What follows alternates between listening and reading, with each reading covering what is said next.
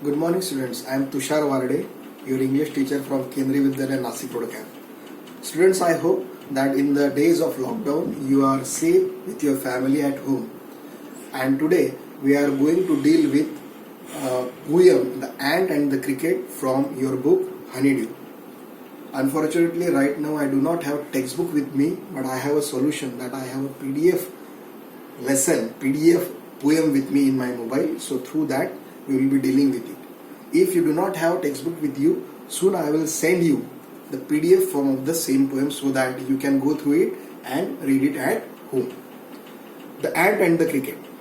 First of all, let me tell you, students, this poem is actually a fable. What is fable? F-A-B-L-E. Fable means a kind of story which gives a moral. And the second feature of fable is, fable, the story has characters in the form of animals, birds and insects. So in the present story, which is a fable, cricket and ant, two insects are the characters of this poem. And basically this poem is a story. This fable was written centuries ago by Aesop. And here it is given in the form of poem. So the message, the moral that this poem conveys is that we should always utilize our time. We should be hardworking, we should not waste our time, and we should believe in efforts, and whatever we do, that gives a fruit in the future definitely. So kids, let's go through the poem. A fable is a story often with animals as characters that conveys a moral. This poem about an ant and a cricket contains an idea of far-reaching significance. Significance means importance, which is as true of a four-legged cricket as of a two-legged one. Means here, being a poem, generally the speciality of the poem is poem uses different poetic devices, different techniques to beautify it and to convey the message more effectively. So that's why one of the poetic devices, one of the figure of speech that we call in technical language is used here in this present poem, that is metaphor. Metaphor is used here. Metaphor means nothing but comparison between two persons or two things indirectly, not using the words like or as. Here, ants and crickets, these insects are compared with human beings. Ant and cricket, they are having four legs, they are compared with two-legged animals. Two-legged animals means here, this poem describes that two-legged animal means humans. So, prominently throughout the poem, two poetic devices, two figures of speech are used here. One is metaphor, where indirectly insects and birds, animals are compared with humans. And the other prominent figure of speech poetic device is personification. So what is personification?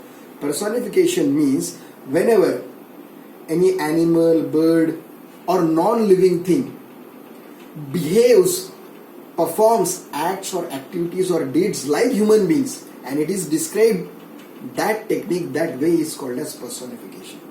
So word personification comes from the basic word person.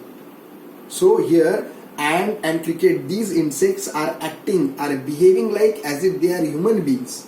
So that's why this technique is called as personification. So I repeat, students, in this present poem, what we are going to learn, that two important figures of speech. One is metaphor, that indirectly in a hidden way, ant and cricket, these insects are compared with human beings. And second one is personification, that ant and cricket, being insects, they are behaving, acting like humans. And second thing we are going to learn is that we should believe in efforts. Definitely it gives us fruit in the future. So kids, let's start. Let me tell you in the beginning, formally this present poem is not divided into parts, but for the sake of your better comprehension and understanding, I will present in this session only first part, half part of the poem. In next session, we will focus on the remaining part of the poem so that you can easily understand the part properly. So let's start, kids. A silly young cricket, accustomed to sing. In the very first line, cricket is described as a silly. Silly means whatever cricket is performing here, those acts are not wise, not clever. Silly acts, foolish acts, it is performing. That's why cricket is described as silly. Why it is described or called as silly, we will come to know further. And it is said here that it is accustomed to sing. Accustomed to means to be habitual of. Means whenever you are in the habit of doing something on regular basis again and again, that is called as accustomed to. So here in the present story, in the present poem, cricket is habitual of singing and dancing.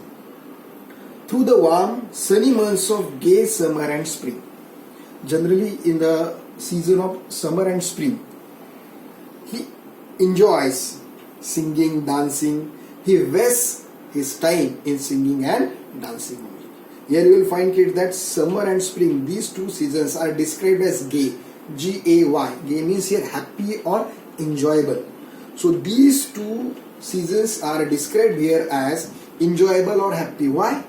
Because generally in these two seasons, food, water, it is available. Food and water, these things are available easily in nature. So that's why insects, animal, birds, and they can enjoy their life. So that's why summer and spring, these two seasons are described here as gay or happy. Began to complain when he found that at home his cupboard was empty and winter was come. He is enjoying his life in singing, dancing in the season of spring and summer. When he comes back home and searches for food, he finds that there is nothing left in the cupboard to eat. No food is there in his cupboard. What to do now? And winter is approaching, winter is coming, and as winter season comes, there will be scarcity, shortage of food. So that's why now he is in trouble. Kids, in fourth line, the last part of the sentence, if you observe it carefully, and winter was come. If we technically or grammatically consider this sentence, this part of the line, and winter was come, generally grammatically it is wrong. But being a language, as I told you in the beginning, this is the poem taken from Aesop's story, Aesop's fables, which was written centuries ago. Okay? And language has the speciality. Language is like a river. It goes on, it flows, and whenever it flows, it accepts some changes in it and then it goes on. That's why it is alive forever. So that's why here, in those days, maybe such type of sentence structure might have been prevalent, existing or used in the society. So that's why it is used here. But in contemporary English or in today's English, modern English, such sentence is not grammatically correct. So you just focus to this line and try to understand the meaning. Don't take it as it is. Okay. So now his cupboard was empty and winter was come. Not a crumb to be found. Crumb means piece of food was not there in the cupboard. On the snow-covered ground, not a flower could he see. Not a flower could he see. Not a leaf on a tree. Now, as there was nothing in the cupboard to eat, no food was available, and as he saw outside, on trees, no leaf, L-E-F, L-E-A-F, leaf is the singular form of leaves, L-E-A-V-E. No leaf was there on trees as winter came there, and there was no flower outside. This is the speciality of winter. Whenever winter approaches, everywhere there is snow. That ground is covered with snow, trees are covered with snow, there is no leaf on trees, no flowers seen. So that's why there is lack of plants, vegetation, and that's why no animal, no bird and no insect get food in winter. Oh, what will become? Says the cricket of me. Now, cricket is thinking about his future. Now winter has come. What will happen with me? Why? Because I do not have proper shelter. I do not build proper shelter to live in the days of winter for me. In summer, I wasted my time in singing. And I do not have food also. I did not collect in the days of summer and spring. I did not collect any food to eat in the days of winter. So what will happen with me now? Because I do not have proper shelter to live in. Shelter means a place where generally animals or people live. So I do not have shelter and I do not have anything to eat. Now he is thinking about his future and he got serious. At last, by starvation and famine made bold.